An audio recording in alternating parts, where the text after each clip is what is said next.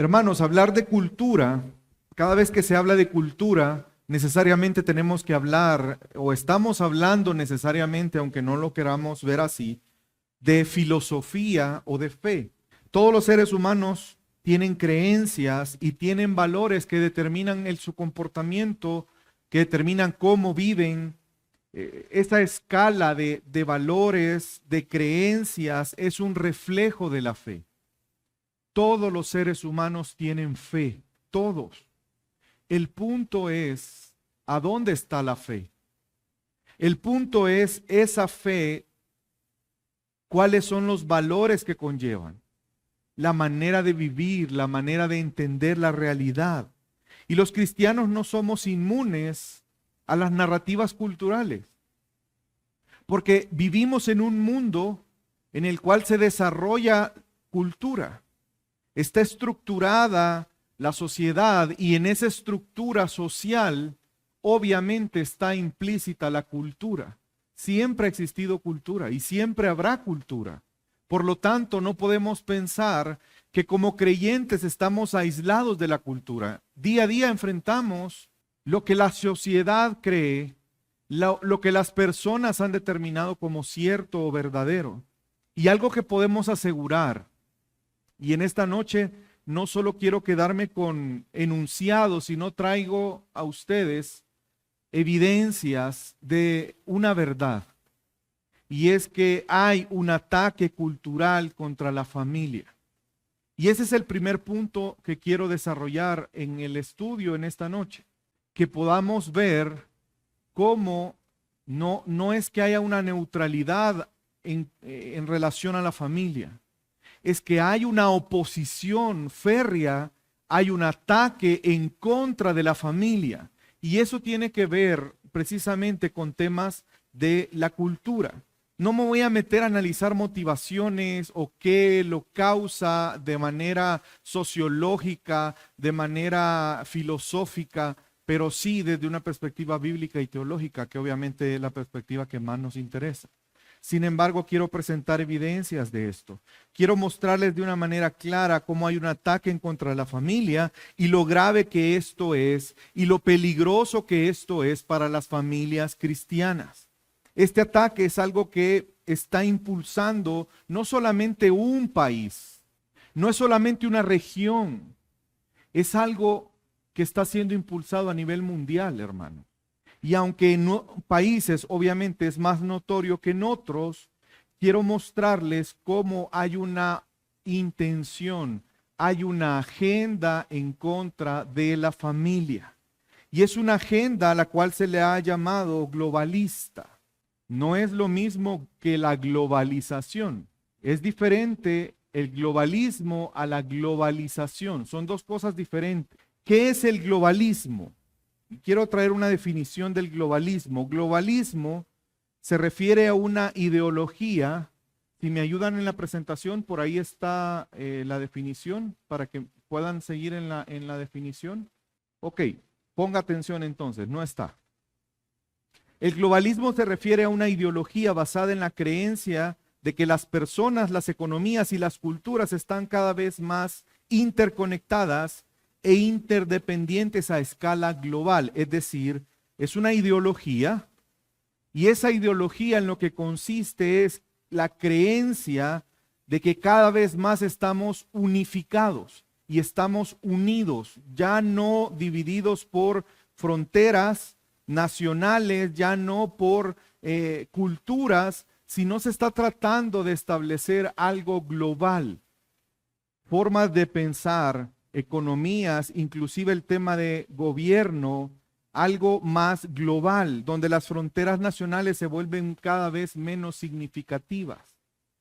Es decir, lo que se busca en el caso de la cultura globalista es estandarizar la cultura a nivel global.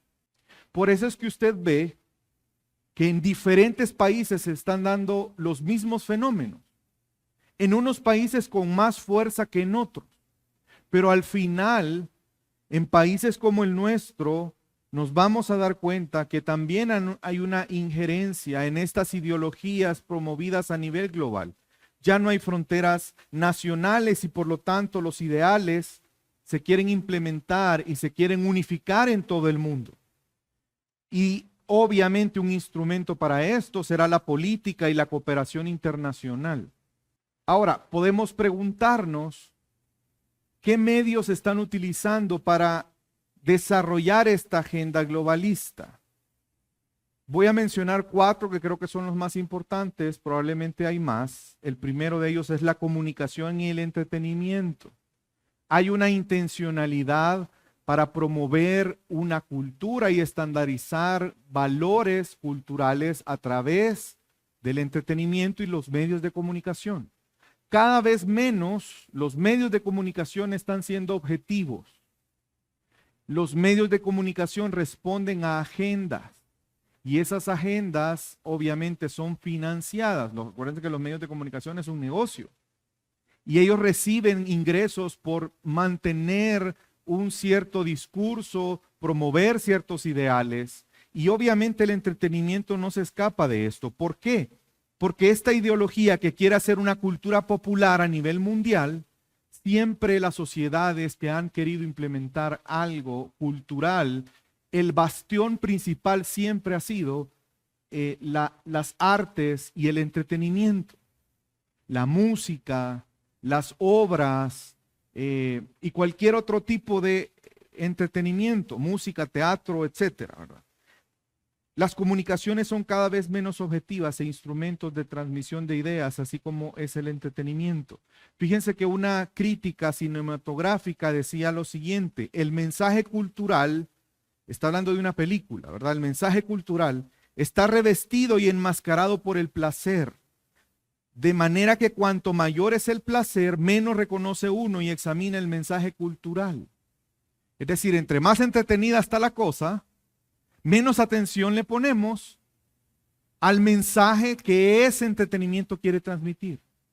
Hermanos, y esto viene ya, no es de ahorita, viene de años atrás, pero cada vez está siendo más intencional.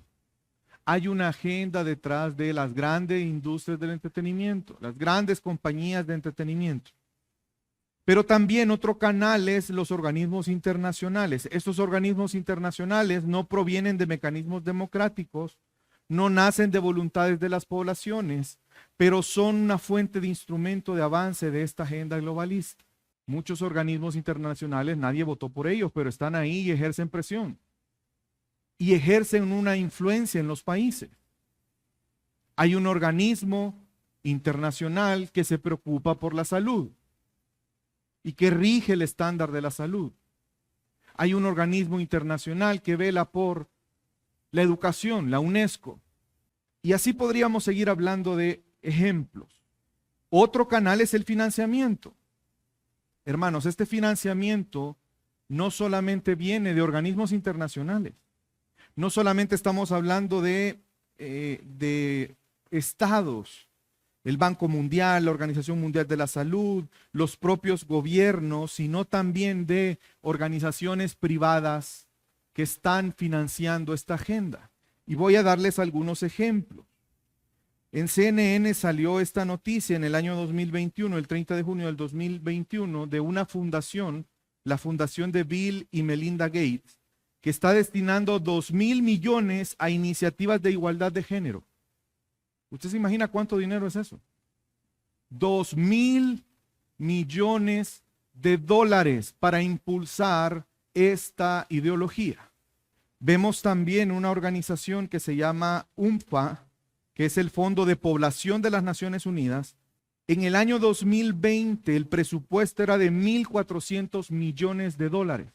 Y buena parte de ese presupuesto era para programas de salud reproductiva. ¿Sabe usted qué es hoy la salud reproductiva? El aborto. En buena parte es el aborto. Pero también podemos hablar de otro canal importante a través del cual se está estableciendo esta agenda globalista, que es el adoctrinamiento por medio de la educación. Se está adoctrinando a los niños y a los jóvenes alrededor de estas ideologías. La educación es un medio hoy en día para hacer cambios en la forma de pensar de las nuevas generaciones. Usted podría pensar en una sociedad conservadora, pero si la educación está enseñando liberalismo, obviamente en el futuro va a haber un cambio en esa sociedad. ¿Y qué es lo que está pasando? Ahora, ¿cuáles son los pilares ideológicos de esta agenda? Hay varios, pero me voy a centrar en esta noche en dos de ellos, que son los que tienen que ver con el tema. Precisamente estas dos ideologías que afectan y están atacando a la familia, que es la ideología de género y la reducción de la población. Hay una intencionalidad de hacer una reducción en la población. Y bajo esa ideología es que toma fuerza, por ejemplo, el aborto, es que toma fuerza la misma ideología de género, porque obviamente si se casan dos personas del mismo sexo no va a haber reproducción, y también toma fuerza la eutanasia. Se está promoviendo la eutanasia en muchos países bajo esta ideología. Obviamente, hermanos, todas estas ideas no se venden crudamente como quizás yo se las voy a hablar. Si usted lee documentos, son bien románticos. Hablan de libertades, de derechos, hablan de cuidado, hablan de bienestar, pero hay que leer entre líneas, hermano. Obviamente ellos lo hacen así porque tendría mayor resistencia si realmente lo hablaran como es. Y el ejemplo que les di hace un momento, si usted ve e investiga, el aborto se está manejando como salud reproductiva, como cuidado de la mujer, como derechos de la mujer, como bienestar para la mujer, lo cual sabemos que no es cierto. Quiero darles algunos ejemplos, hermanos, porque sé que de estas ideas, ideologías podríamos decir, pero es que nosotros estamos en un país conservador. Eso yo lo veo claro en México, lo veo claro en Argentina, lo vemos claro en Chile, lo estamos viendo claro en Colombia, en Estados Unidos, por supuesto, en Europa ya no se diga. Pero aquí yo creo que todavía eso no está tan fuerte. Pues está y está bastante presente, hermano. Y quizás eso es lo preocupante si no nos hemos dado cuenta. Quiero darles un ejemplo de un documento que se llama Educación Integral en la Sexualidad desde la perspectiva de diferentes actores. Si me ayudan, si usted ve los logos abajo, el que casi no se distingue es el de la UNESCO, pero si usted se da cuenta, el otro logo es del gobierno de Guatemala. Y ahí dice en esta parte que es yo hice un corte del inicio del documento. Este documento se ha producido con la asistencia financiera de la Organización de las Naciones Unidas para la Educación, la Ciencia y la Cultura, UNESCO, en el marco del programa de participación 2014-2015. Quiero que veamos qué dice. Es un documento largo, pero nada más quiero decirles y mostrarles cómo ellos están a través de la educación mostrando cómo debe de cambiar la perspectiva en relación a la educación en la sexualidad. Y fíjense, he cortado algunos aspectos, unos párrafos que si no los alcanza a leer, se los voy a leer. Dice, la perspectiva moralista ha evolucionado a un enfoque ético. Es decir, la sexualidad ya no debe ser vista bajo una perspectiva moralista, debe de ser vista bajo una perspectiva ética, en donde los principios o pautas de la conducta humana, la cual es guiada por la conciencia individual. ¿Qué significa eso, hermanos? Que cada quien haga lo que se le dé la gana. Esa es el cambio en el enfoque ético. En el segundo párrafo, no lo voy a leer todo, pero dice el segundo párrafo, basado en el enfoque anterior, se plantea una visión biológica funcionalista, ya no tan biológica, más funcionalista. ¿Por qué ya no biológica? Porque la biología dice que solo hay dos sexos, masculino y femenino, pero ese enfoque ya no funciona. Para los ideales que se quieren establecer, ese enfoque ya no sirve. La ciencia aquí no nos sirve. No me hables de ADN, no me hables de genética, porque yo me siento de una forma diferente. Y dice, este enfoque consiste en informar a los y las jóvenes respecto a cómo es su cuerpo, cómo funciona, cómo es el proceso de fecundación, embarazo y parto. Se habla con ellos sobre la respuesta de la sexualidad humana, incluyendo conceptos como vinculados a la sexualidad, que son tratados en los espacios educativos. Yo no sé ustedes, pero ¿dónde ustedes quisieran que sus hijos aprendieran de sexualidad? Con un maestro que no sabemos quién es, qué piensa, cuáles pueden ser sus intenciones, o en nuestros hogares. Quiero que vean el siguiente documento. Es otro documento. Línea base de la educación integral de la sexualidad. Fíjense a qué nivel. A nivel de educación primaria. Y una vez más, hay un organismo internacional que ha financiado esto, pero es un documento que está bajo el respaldo del gobierno de Guatemala. Y he tomado una porción de una página, que es la página 12 de este documento, que también es extenso, y dice, la educación promueve el desarrollo humano, el cual es concebido por el Programa de Naciones Unidas para el Desarrollo, PNUD, como fíjense, cómo define el desarrollo humano, un proceso de expansión de las libertades reales que disfrutan los individuos y que se traducen en la libertad general que deberían tener los individuos para vivir como les gustaría. Ese es el bienestar. Que cada quien viva como se le dé la gana. Y yo les hago una pregunta, ¿quién es el PNUD para establecer que eso es el desarrollo humano? Pero los gobiernos están aceptando esto y están impulsando esto porque hay financiamientos detrás de esto, porque hay dinero, porque hay negocios. Y esto estamos hablando de la educación de un país. Y sigue diciendo, y corté otras partes de este documento porque son partes creo que importantes. Dice, educación en sexualidad es un derecho ciudadano. Fíjense lo que dice. En el marco de la Declaratoria de Prevenir con Educación, suscrita por Guatemala en el año 2008, se establece que la educación integral en sexualidad, que es IES, deben incluir aspectos. Fíjense qué aspectos debe de incluir la educación de la sexualidad. Biológicos, éticos, afectivos, sociales, culturales, de género. La propuesta es que incluya todo eso en las escuelas, en la educación, diversidad de orientaciones e identidades sexuales. Este es un documento que es financiado por un organismo internacional, pero está involucrado el gobierno de Guatemala. Otro párrafo dice equidad de género en la familia. Perdón, solo quiero leer algo más que dice aquí un poco más adelante. Dice, en el marco legal vigente, con una perspectiva amplia de derechos humanos y respecto a los valores democráticos y pluralistas, a diferencia del rechazo de toda forma de discriminación, así como promover entre los jóvenes la toma de decisiones responsables e informadas sobre su vida en la sexualidad. Atendiendo a este acuerdo, se exploró sobre la opinión y actitudes de los estudiantes en relación a temas de derecho, equidad de género, violencia, etc. Y luego dice equidad de género en la familia. El género está relacionado con las creencias de las sociedades sobre lo que es correcto para los hombres y mujeres. Estas ideas son transmitidas de generación a otra, define diferencias, establece jerarquías, formando sociedades patriarcales que inciden en la sexualidad de hombres y mujeres que viven de manera diferente.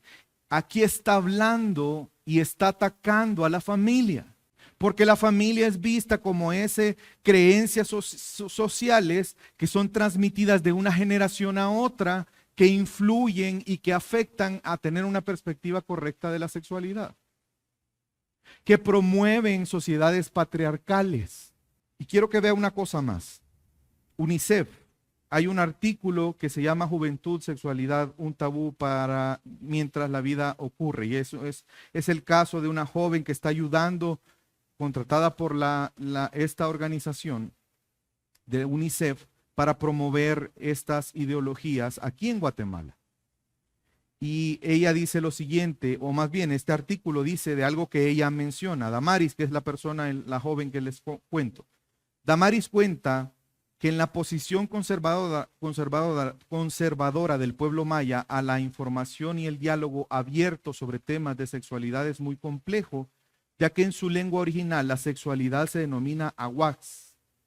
No sé si así se pronuncia, pero que traducido al español es pecado, es decir, es un tema prohibido que debe de permanecer oculto en el fuero interno de cada sujeto de la pareja.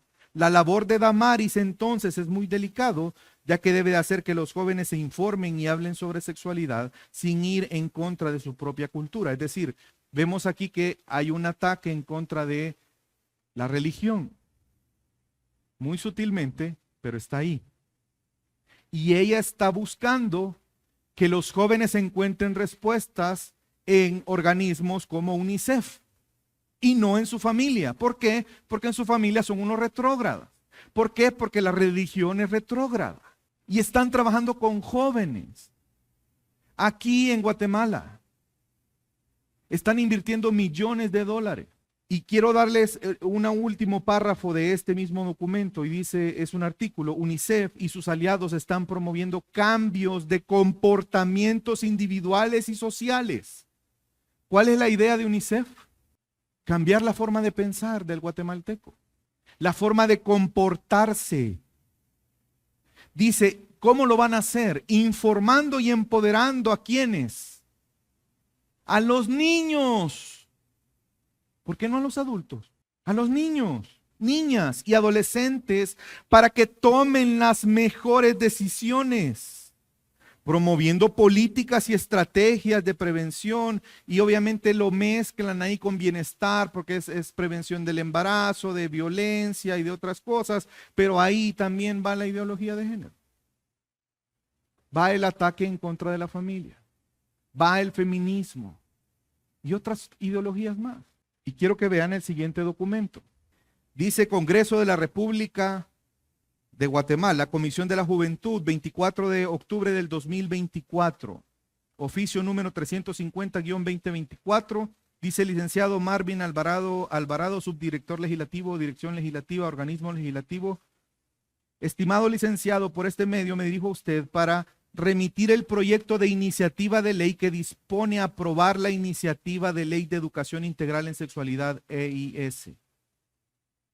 Están promoviendo legalmente hacer cambios en la educación. Estamos hablando, hermanos, de una iniciativa de ley del 2022. Algunas de estas no están siendo aprobadas, obviamente, ahorita. Pero muy pronto vamos a empezar a ver cómo van a haber cambios en las leyes. Porque hay presiones para eso. Porque hay financiamiento para eso. Y quiero que vean la siguiente diapositiva de cómo hay un movimiento ya. Esta imagen que ustedes ven aquí, están ya haciendo una invitación, la comunidad LGTBI, para participar de un festival cultural que ellos están organizando. A toda la población están invitando a participar a este festival cultural. Usted se imagina qué van a promover, qué tipo de cultura van a promover. Y si usted ve allá, eso yo lo saqué de la página de las redes sociales de este colectivo. Creo que no se lee, dice convocatoria a las empresas inclusivas. Es un llamado a las empresas a que se unan a desarrollar programas inclusivos dentro de las empresas. Y ya está pasando. Ya se están desarrollando programas. Y y hay una fecha inclusive de una marcha, y usted sabe cuál marcha es, que también la están promoviendo. ¿Qué pasa en relación al aborto? Si usted, me imagino que sabe que una de las organizaciones que más dinero está invirtiendo en el aborto es Planned Parenthood. Ellos invierten millones de dólares para promover, porque es un negocio también. No sé si usted sabía, cada aborto cuesta $1,500. Los abortos no son gratis, alguien los paga. Pero se está promoviendo el aborto. Guatemala acaba de penalizar el aborto. Sin embargo, quiero que vean esto que van a ver, yo lo saqué de la página de Planned Parenthood, de lo que ellos están trabajando en Guatemala. Esta organización internacional está trabajando en Guatemala y dice, Guatemala cuenta,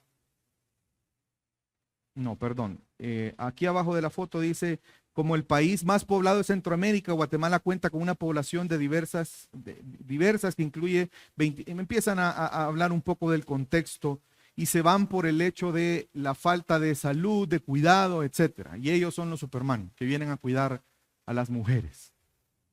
Pero mire lo que dice en esta parte de esta misma página. Planned Parenthood Global se asocia con valientes organizaciones locales que están firmemente ancladas a sus comunidades y liderando las acciones para ampliar el acceso a la información y a los servicios de salud reproductiva, así como métodos.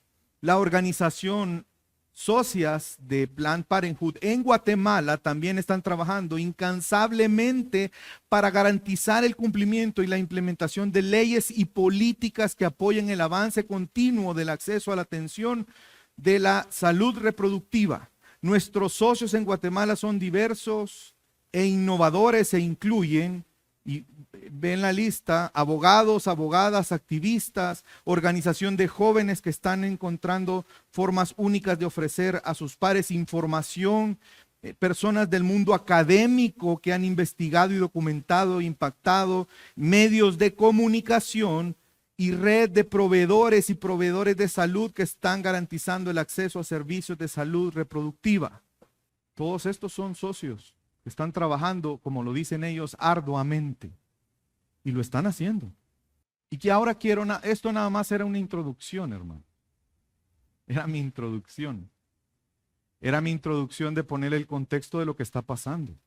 Yo creo que todos ustedes están al tanto de esto. O de la mayoría quizás de cosas que hoy he mencionado. Pero el punto es que todo esto lo podemos enfocar en un solo problema. Todo esto lo podemos englobar y es un resultado de un solo problema. ¿Sabe usted cuál es ese problema? Hermanos, esto es un problema teológico. Porque todas estas ideologías, todos estos movimientos, todos estos financiamientos solo tienen un propósito: atacar al Creador. Aun cuando las personas quizás no lo sepan y no lo vean así, pero esa es la realidad. Dios creó al hombre. Y lo interesante, hermanos, es que cuando Dios creó al hombre, lo hizo a su imagen y le dio la capacidad y la potestad, de hacer cultura. ¿Por qué en la historia de la humanidad ha habido cultura? Porque es el hombre el que hace la cultura. ¿Y por qué el hombre hace cultura? Bueno, porque Dios le dio la capacidad para hacer cultura y Dios le delegó la función de hacer cultura. Quiero que me acompañe a Génesis capítulo 1. Y dijo Dios, hagamos al hombre a nuestra imagen, conforme a nuestra semejanza, y ejerza dominio sobre los peces del mar, sobre las aves de los cielos, sobre los ganados, sobre toda la tierra y sobre todo reptil que se arrastra sobre la tierra. Creó pues Dios al hombre a imagen suya, a imagen de Dios los creó, varón y hembra los creó. Y los bendijo Dios y les dijo, sed fecundos y multiplicaos, llenad la tierra y sojuzgadla, ejercer dominio sobre los peces del mar, sobre las aves del cielo y sobre todo ser viviente que se mueve sobre la tierra. Vemos en el versículo 27 que Dios hizo al hombre a su imagen. Y eso implica, hermanos, que Dios dotó al hombre de ciertas capacidades. Dios lo dotó con voluntad. Dios le dio la capacidad de ejercer esa voluntad. Dios le dio raciocinio al hombre. ¿Qué se necesita para organizar una cultura? ¿Qué se necesita? Organizarse. ¿Y qué se necesita para organizarse? Planificar. ¿Y qué se necesita para planificar? Pensar. Razonar. El hombre fue dotado de capacidad, de raciocinio, de voluntad. Y no solamente eso, Dios le delegó autoridad. No sé si usted lo notó. ¿Qué dice en el 26? Y dijo Dios, hagamos al hombre a nuestra imagen. Vemos ahí el Dios triuno creando. conforme a nuestra semejanza, que ese es un hebraísmo que hace énfasis en la imagen, y ejerza, ¿qué dice? Dominio. Dios le dio autoridad sobre las cosas creadas y seguimos ejerciendo dominio. ¿Quién se acaba las especies? Nosotros, ¿o no? El hombre puede ejercer dominio. La imagen de Dios en el hombre incluye su señorío sobre la tierra y también su creatividad. Por lo tanto, el hombre debería expresar la semejanza, la imagen de Dios en él a través de la cultura, a través del trabajo, a través de la recreación, a través de las relaciones humanas. Porque no es cierto que el trabajo es una maldición por el pecado. Eso no es cierto. Lo que Dios hizo fue que iba a ser más dificultoso el trabajo. Pero el trabajo no es una maldición. Es una forma de expresar la imagen de Dios en nosotros. Jesús dijo, mi Padre hasta este día trabaja. Cuando el hombre cumple el mandato, a esto se le conoce en teología como el mandato cultural o el hacer cultura, está mostrando la imagen de Dios en él. Por eso la expresión del arte, pintura, música, literatura, es una expresión de esa imagen de Dios en nosotros, de la creatividad de Dios. Hace poco hablaba yo con mi esposa de, ya estoy viejito, ya sé que estoy viejito porque ya admiro las flores y los... Y estábamos viendo unas plantas y unas flores hermosas. Y no me da pena decirlo, hermano, si es verdad. Porque al admirar eso glorificamos a Dios. Y justamente eso hablábamos. ¿Cómo Dios tiene tanta creatividad? Porque unas flores que a mí no se me hubiera ocurrido, pues, o sea, no sabían que existían y las veo y me admiro. Pero justo nuestra creatividad expresa eso. La capacidad que Dios nos otorgó de hacer cultura. Pero el propósito de eso originalmente era la gloria de Dios. Dios delegó el hombre la autoridad para hacer el mandato cultural, pero el hombre debía reflejar la imagen de Dios y su motivo principal debía de ser la gloria de Dios.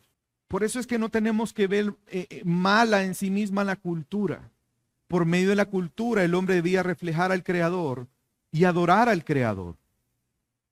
Y este concepto embellece la actividad cultural.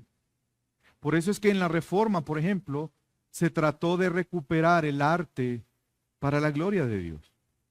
La música, la pintura, el teatro, porque es parte del mandato cultural.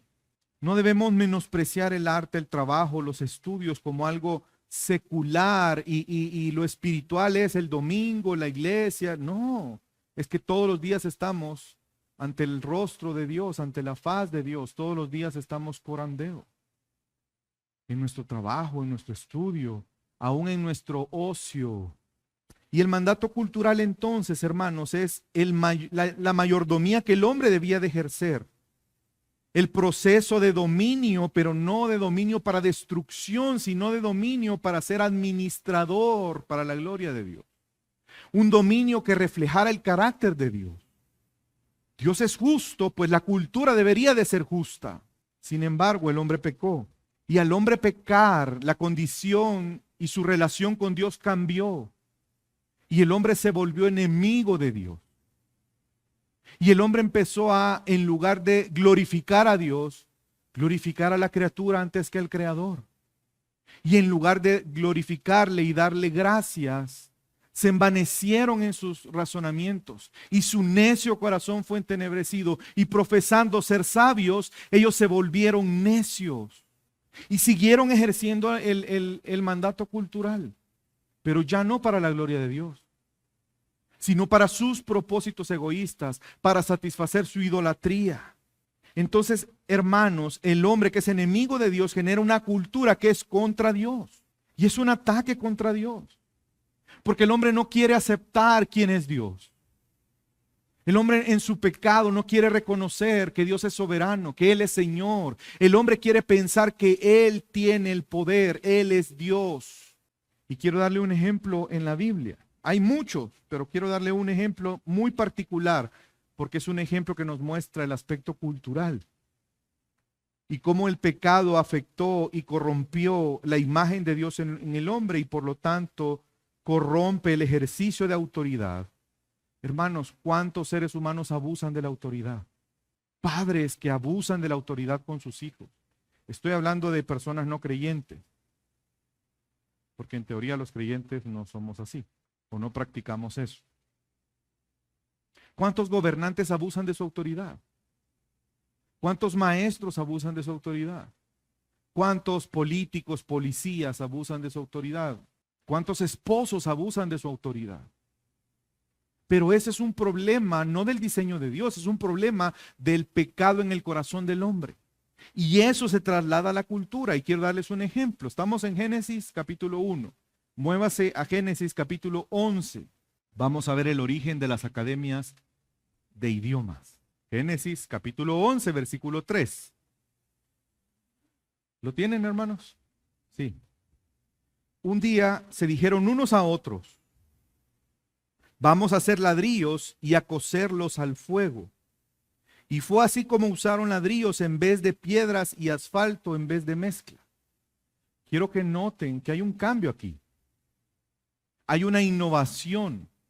Ellos van a empezar a hacer algo que no se hacía hasta ese momento. Hay una invención. Podríamos decir que es como un avance en tecnología constructiva en este caso.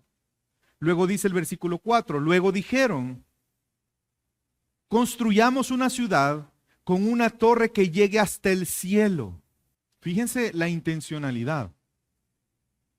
Esto que hemos descubierto está fenomenal. Esto nos va a permitir construir como no podíamos construir antes. ¿Qué hacemos? Ya sé, hagamos una torre hasta el cielo. ¿Por qué hasta el cielo? De este modo, fíjense, la intención. De este modo nos haremos, ¿qué dijeron? Famosos, un nombre. Y evitaremos ser dispersados por toda la tierra.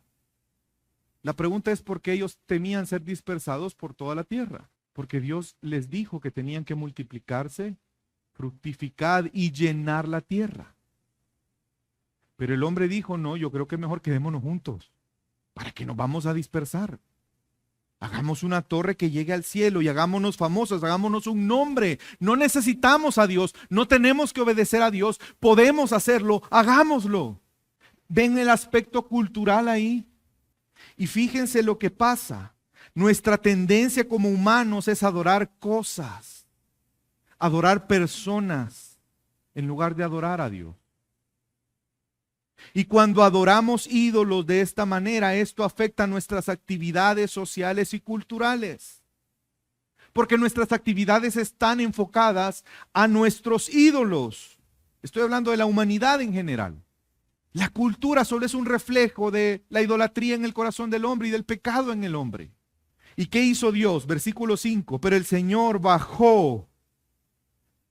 Hermanos, recuerden que la Biblia utiliza un lenguaje figurativo para que podamos entender. Dios está en todas partes, ¿o no?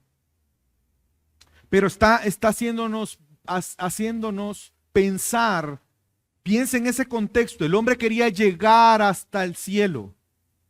Pues aquí está poniendo las cosas en orden. ¿Qué hizo Dios? Descendió. Porque Él está por encima de los hombres. Somos como hormiguitas. Quiero ver que están haciendo esto. Eso es lo que quiere que pensemos el escritor. Y dice, bajó para observar la ciudad y la torre que los hombres estaban construyendo. Entonces el Señor dijo, fíjense las palabras que usa Dios, todos forman un solo pueblo y hablan un solo idioma, y esto es el comienzo de sus obras, y todo lo que se proponga lo podrán lograr. Porque Dios sabe que Él les ha dado facultades y autoridad para hacer cultura. El problema es que la humanidad se está uniendo, pero por el propósito incorrecto. No se está uniendo para glorificar a Dios, no se está uniendo para hacer la voluntad de Dios, se está uniendo para oponerse y enfrentarse a Dios, porque Él les dijo, dispérsense. No, no nos vamos a dispersar. Y es más, aquí vamos a quedarnos, aquí vamos a hacer una torre que llegue hasta donde tú estás. Versículo 7, será mejor que bajemos, el Dios triuno, y confundamos su idioma para que ya no se entiendan entre ellos mismos. De esta manera el Señor los dispersó de ahí por toda la tierra. Usted se imagina que de repente yo hablo chino y empiezo a hablar en chino, mandarín, y usted habla español. ¿Ha escuchado alguna vez un chino mandarín hablar? Coreano, italiano más o menos le entendemos. Ruso.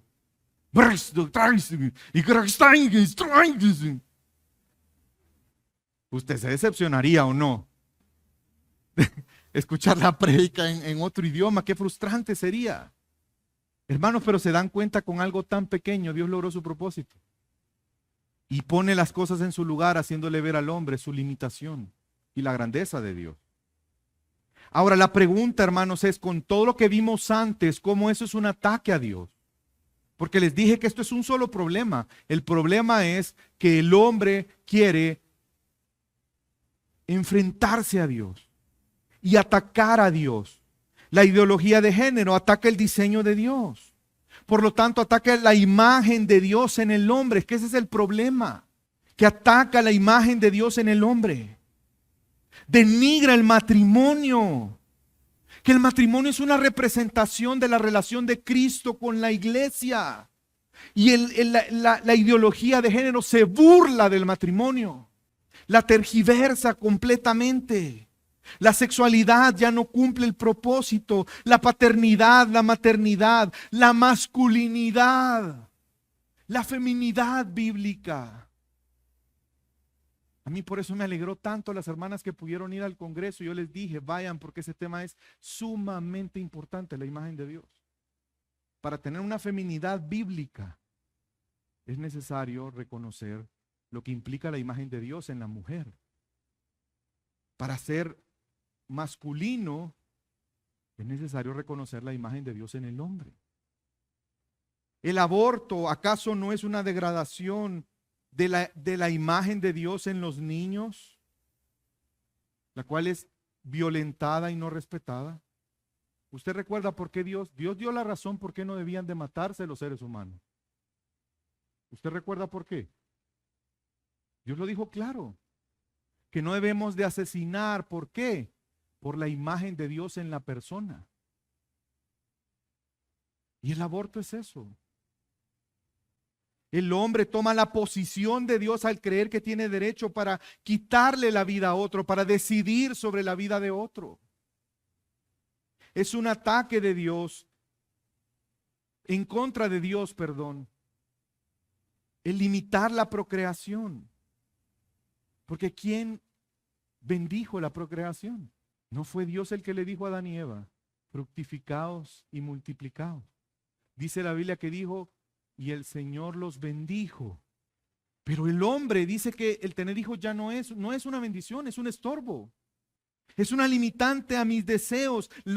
Hoy las parejas no quieren tener hijos por la responsabilidad, por el gasto. Dicen, no, mejor eso, invirtámoslo y vayamos a pasear, a viajar. Qué caro. ¿Ya viste cuánto vale un parto? ¿Cuánto valen los pañales?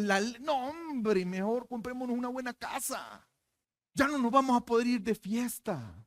Es un estorbo al egoísmo de los hombres. La familia misma ya no cumple el propósito de ser un instrumento de bendición y de conocimiento de Dios a otros. ¿Usted sabía que la familia es el instrumento que Dios estableció para la proclamación de su nombre? Para que otros conozcan a Dios. ¿O no se acuerda del pacto de Dios con Abraham? Fíjense, cuando Dios crea a Adán, Dios lo bendijo y le dijo, multiplicaos y llenad la tierra. ¿Se recuerdan de Noé? Le dijo las mismas palabras. Y Dios los bendijo y les dijo, multiplicaos y llenad la tierra. A Abraham, ¿qué le dijo? De tu simiente serán benditas todas, ¿el qué? Las familias de la tierra. No dijo naciones. las familias de la tierra. La imagen de la relación de Dios es distorsionada porque Él bendice la paternidad, porque era un anuncio de la relación que Él tendría con su pueblo. La autoridad parental está siendo socavada. Los roles en la familia están siendo distorsionados. La crianza de los hijos está siendo delegada. Y para los que no quieren delegarla, los estados la están asumiendo a la fuerza. Ya hay países donde los papás no tienen la autoridad para decirle a un hijo, no te puedes hacer esta operación a los 12, 13 años. Ya hay países donde los gobiernos no permiten y lo ven como un abuso que un papá se interponga en una operación de cambio de sexo en niños de 12 y 13 años. ¿No ven lo satánico en eso? ¿No ven el ataque en contra de Dios? Todo lo que apunta a Dios, su voluntad y su propósito está siendo atacado y busca ser destruido y distorsionado. Esta agenda que hemos hablado es una manifestación de eso. Satanás obra para que las personas se pierdan. No olvidemos que hay una acción constante. Y si no me cree, vayamos a 2 Corintios capítulo 4. No estoy siendo ¿cómo dicen? Espíritu flautico, más bien realista. 2 Corintios capítulo 4, versículo 3 y 4. Y si todavía nuestro evangelio está velado, está encubierto, para los que se pierden está velado. Los que están perdidos, para ellos están velados, porque obviamente si el evangelio está siendo revelado a una persona, esa persona ya no está perdida. Pero mire lo que dice el versículo 4, en los cuales el Dios de este mundo, ¿y quién es el Dios de este mundo? Satanás. El Dios de este mundo ha cegado el entendimiento de los incrédulos para que no vean el resplandor del evangelio de la gloria de Cristo, que es la imagen de Dios. Hay una acción constante para que los incrédulos no vean a Cristo, no conozcan a Cristo, no vean el resplandor de la gloria de Dios en Cristo. Por lo tanto, hay una oposición constante ante el evangelio. Ven entonces los agentes en este problema. Por un lado, el hombre en su pecado oponiéndose a Dios, y por el otro lado, el mundo, el sistema del mundo promovido por Satanás, que busca mantener engañadas a las personas. Ahora la pregunta es, ¿qué vamos a hacer? ¿Nos vamos a hacer los del ojo pacho? ¿Se entiende esa frase? ¿Vamos a cerrar los ojos como que no pasa nada? ¿Vamos a ver a otro lado? ¿Cuál va a ser nuestra respuesta? ¿La indiferencia? ¿Que las cosas sigan pasando y avanzando? Es que, miren, hermanos, a mí me parece contrastante y paradójico que allá afuera el mundo se está esforzando, trabajando, luchando por promover ideas en contra de Dios. ¿No ha visto los colectivos? ¿Cómo salen a marchar? ¿Cómo son activos? ¿Cómo hablan de sus ideales? ¿Cómo los defienden? Sin pena, sin temor. Y mientras tanto la iglesia, ¿vamos a estar acurrucados en una esquina llorando? No, esperando que el Señor vuelva. Encerrémonos todos aquí. ¿Cómo vamos a responder a esta realidad, hermanos, en la cual estamos? Los cristianos también somos afectados por estas filosofías. Como cristianos que vivimos en un mundo, en una cultura anti-Dios y anti-verdad, tú y yo somos llamados a responder a eso. Hermanos, la Biblia, Dios en su voluntad quiere que actuemos ante eso.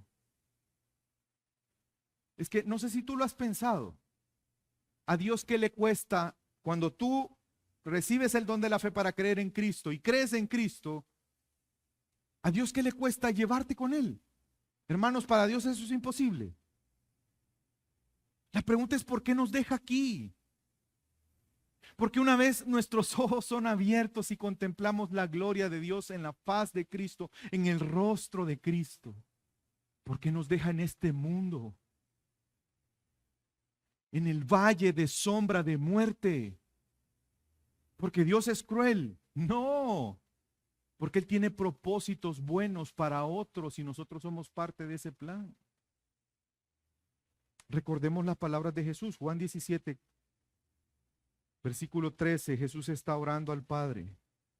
Ahora voy a ti y hablo esto en el mundo para que tengan mi gozo completo en sí mismo. Está hablando de los discípulos. Versículo 14, Juan 17. Yo les he dado tu palabra y el mundo los ha, algunas versiones dicen aborrecido. El mundo los ha odiado. Jesús está diciendo que el mundo odia a sus discípulos. Hermanos, Jesús es mentiroso. Porque el mundo odia a Cristo. Todo lo que apunta a Cristo, el mundo lo odia, lo aborrece. Y si nosotros somos de Cristo, el mundo nos va a odiar. Pero eso es una señal para nosotros. Porque no son del mundo, como tampoco yo soy del mundo. ¿No les parece interesante que Jesús nunca vino a querer cambiar la cultura? Jesús no vino a querer cambiar políticos y poner políticos. No es que promovamos nuevas leyes. Así va a cambiar el mundo. Y hagamos un sistema educativo diferente. ¿Jesús hizo eso? No.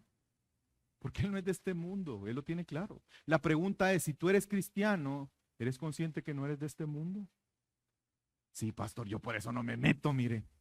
Yo soy tan consciente que no soy de este mundo que no me importa. Ya todo esto se acaba. La tierra pasará y yo estoy esperando al Señor. Gloria a Dios por eso. Pero la pregunta es, ¿qué Dios quiere que tú y yo hagamos al estar en el mundo? Y Jesús sigue diciendo, versículo 15, no te ruego que lo saques del mundo. Jesús no pidió para que tú salgas del mundo. Padre, no lo saque. Y Él sigue diciendo, sino que los guardes del maligno. Ellos no son del mundo, como tampoco yo soy del mundo. Él no nos pidió que Dios nos saque del mundo, pero sí pidió que nos guarde del mal, porque Él sabe que vamos a estar aquí. Y Él en carne propia sabe qué tan malo es la maldad del hombre, ¿o no? Padre, no los saques del mundo, pero guárdalos del mal. Nosotros a veces queremos sacar a nuestros hijos del mundo. Eso es una visión equivocada. ¿Por qué no mejor pedimos que los guarde del mal? Porque Dios quiere que estemos aquí. La pregunta es, ¿por qué Dios quiere que estemos aquí? Y sigue diciendo Jesús, santifícalos en tu verdad, tu palabra es verdad. Porque la forma en que Dios nos guarda de la maldad es santificándonos a través de su palabra. Porque su palabra nos guarda de ser engañados por las mentiras de este mundo. Porque le cuento algo, Satanás, ¿saben cuál es el poder, el superpoder de Satanás? Ser el mentiroso que engaña. Ese es el superpoder de Satanás. Y él quiere engañar. Él quiere engañarnos. Este mundo quiere engañarnos. Pero la petición de Jesús es santifícalos en la verdad. Tu palabra es verdad. Como me enviaste al mundo, yo también los he enviado al mundo. ¿Sabías tú eso? Tú estás aquí porque Jesús te envió al mundo. Estamos en este mundo porque es la voluntad de Dios que estemos en este mundo. Pero podemos estar seguros que Dios nos va a guardar en este mundo. Todo lo que les dije al principio de estos organismos internacionales, que el financiamiento de millones de dólares, que no sé qué, bla, bla, bla, bla, bla, bla, nos tiene que hacer temblar. Nos tiene que hacer temblar, hermanos. Y la puerta del Hades no prevalecerá. El que nos guarda es el Todopoderoso. El Señor de señores, Él es el que nos guarda. Él es el que nos cuida, Él es el que nos guía, por eso no debemos temer. Sin embargo, Él nos ha dejado aquí Y dice, por eso yo me santifico para que ellos también sean santificados en la verdad. Tú estás llamado a vivir en este mundo, sí, pero santificado en la verdad. No solo existir por existir, o vivir por vivir, o vivir para nuevas experiencias, para construir una torre que llegue al cielo, para hacer una ciudad. No. ¿Para qué estamos en este mundo? No te he dado una respuesta para qué estamos en este mundo. De manera individual y de manera colectiva, como cuerpo de Cristo. ¿Saben para qué estamos en este mundo? Como lo dice Pablo a Timoteo en 1 Timoteo 3. Pablo le está escribiendo a Timoteo y le dice, te escribo, Timoteo, joven Timoteo, tú que eres pastor, Timoteo, quiero aconsejarte para que sepas cómo conducirte en la casa de Dios, que es la iglesia del Dios vivo. La casa de Dios no es un lugar, es la iglesia, somos nosotros. Y dice inmediatamente, columna y sostén de la verdad. ¿Saben por qué nos dejó Dios en este mundo? Porque Él es bueno. Porque nosotros podemos ser luz en esta oscuridad.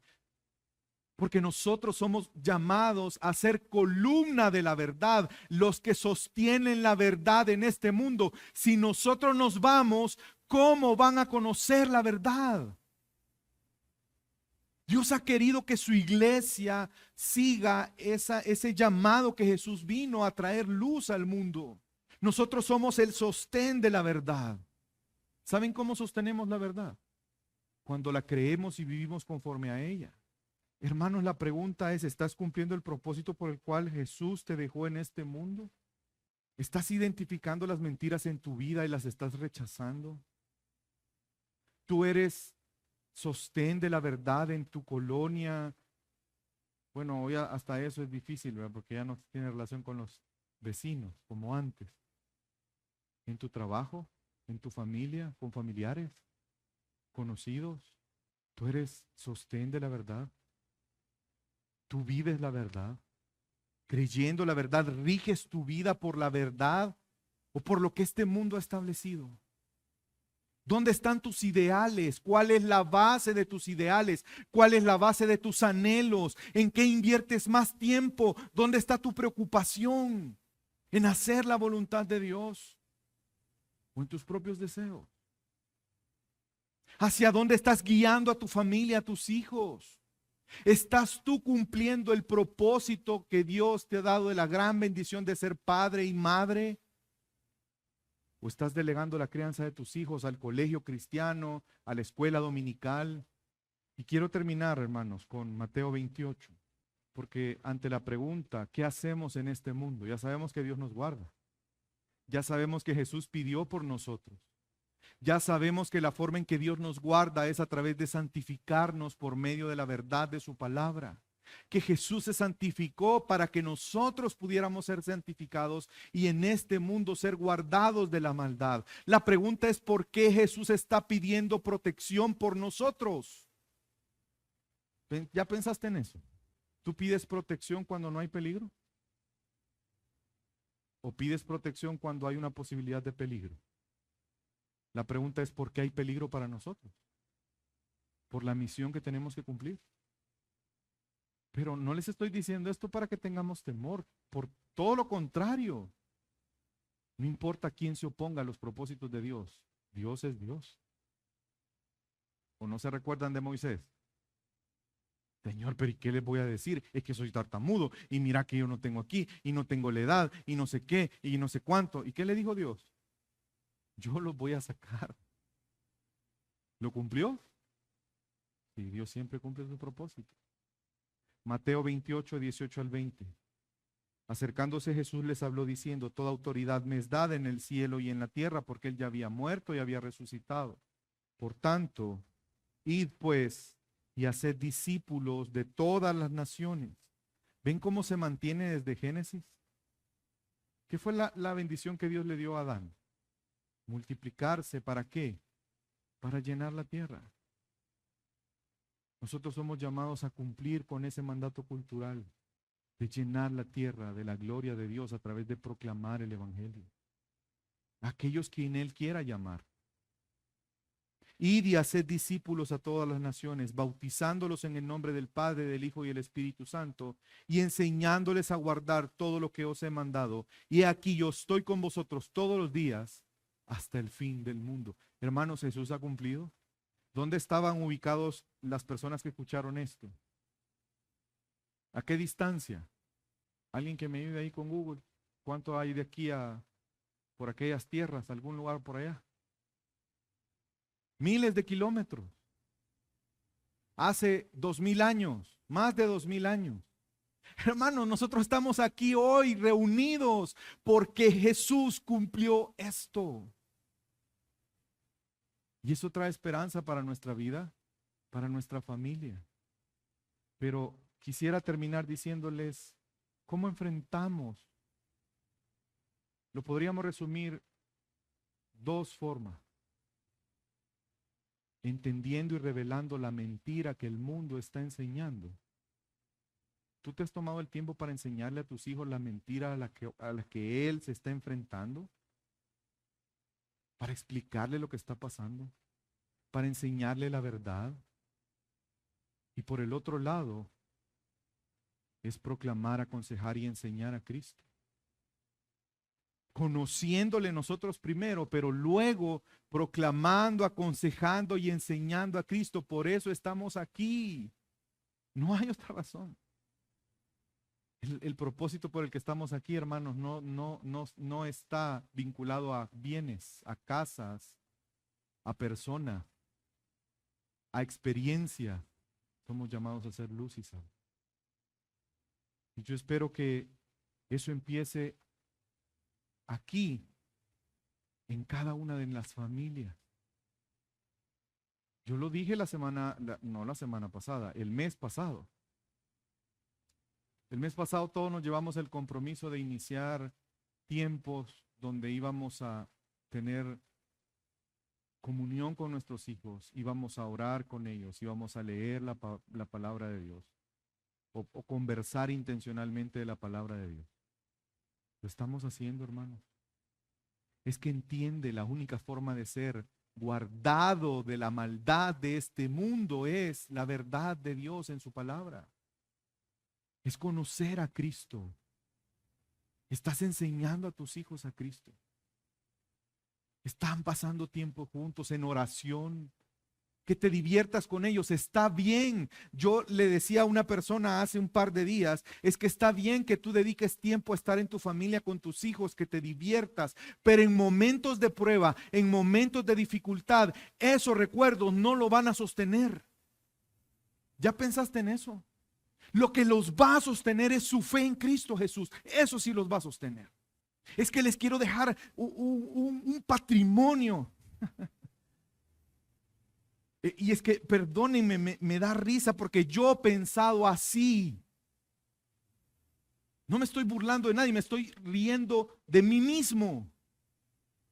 Es que les quiero dejar una educación la mejor posible a mis hijos. Eso los va a guardar de la maldad de este mundo. Eso les va a dar realmente plenitud a nuestros hijos. O es que conozcan a su Creador y que encuentren vida en Él. Hermanos, mi llamado en esta noche es a que vivamos la verdad, que conociendo el Evangelio, nuestras familias sean un testimonio del Evangelio, que rindamos nuestras vidas a Cristo, que rindamos nuestras familias a Cristo, que saquemos de nuestra mente y de nuestras familias las mentiras culturales. Y nosotros como congregación, hermanos, nos vamos a comprometer con eso. Yo quiero anunciarles que la iglesia tiene un compromiso. No es que antes no la ha tenido, pero hoy vamos a ser más intencionales en dos cosas. Por un lado, denunciar las mentiras de este mundo y por el otro lado, animarles a que conozcan la verdad y que vivamos la verdad juntos para la gloria de nuestro Dios. La pregunta es, ¿te vas a unir tú a eso? La pregunta es cómo tú vas a responder ante eso. ¿Con indiferencia o vas a reconocer que fuimos hechos para la gloria de Dios? Y que nuestra familia es una bendición, sí, pero para la gloria de Dios, no para alejarnos de Dios, no para nuestros propios propósitos, es para Él. Y que también eso implica que somos llamados y tenemos un llamado en este mundo. Vas a enlistarte tú, vas a trabajar, como decía Pablo, por yo trabajo y lucho. Vas a trabajar y luchar para proclamar, aconsejar y enseñar a Cristo en tu familia y fuera de tu familia. Eso es lo que te pido que medites. Eso es lo que te pido que hables con Dios. Eso es lo que te pido que platiques en tu familia hoy, después de esta reunión. Y que el Señor nos guíe, hermano. Gloria a Dios porque Él nos cuida, porque Él nos sostiene, porque Él nos protege, porque Él es el todo suficiente para nuestra vida, para nuestros hijos, para nuestra familia. Por lo tanto, a Él sea la gloria.